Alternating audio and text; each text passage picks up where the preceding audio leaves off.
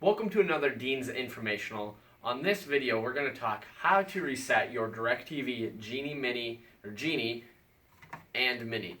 Every once in a while, these boxes here, it's electronic, so sometimes you need to reset them. Sometimes they hang up, they freeze, they pause, and you need to do a quick reset on them. It is super simple to do. So when you call in, a lot of times you're like, well, did you reset your receiver? There's two ways to do them on every receiver. The first and easiest way is, we're looking at a Genie HR54 here, is over on the right side for if you're viewing it, is a little red button. And this little red button, all you do, it says reset on them, you push the reset button. It's going to go through and reset the system.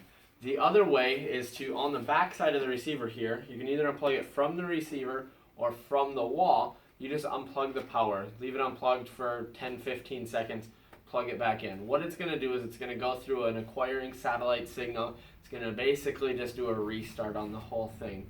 Also, oftentimes on these minis, if you're having an issue with the mini, say it's not connecting, say something's going on, you can push the reset button on here.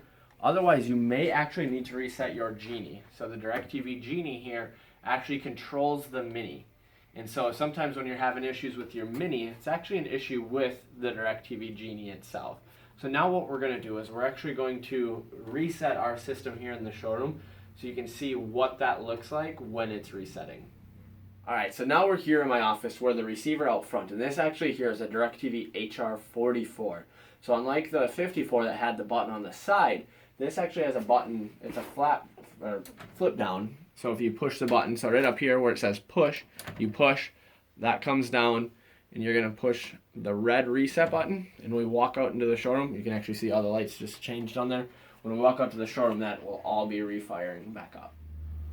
And so now you can see the blue screen on here, so that first it said refiring back up, some similar message to that, just a few more seconds. So now it's going to go through a receiver self-check here, and then it's going to go into the acquiring satellite signal.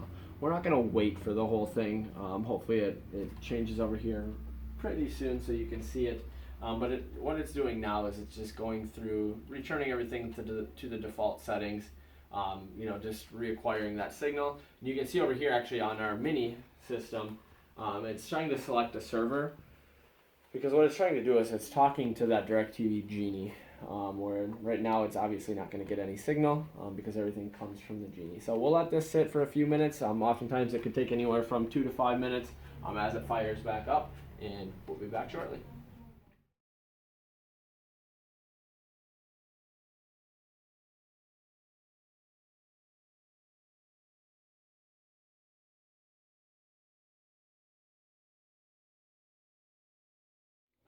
And as you can see, our receiver is now fully reset. Through that time lapse, you could see the different acquiring satellite signal, rebuilding the scheduler, things that it does.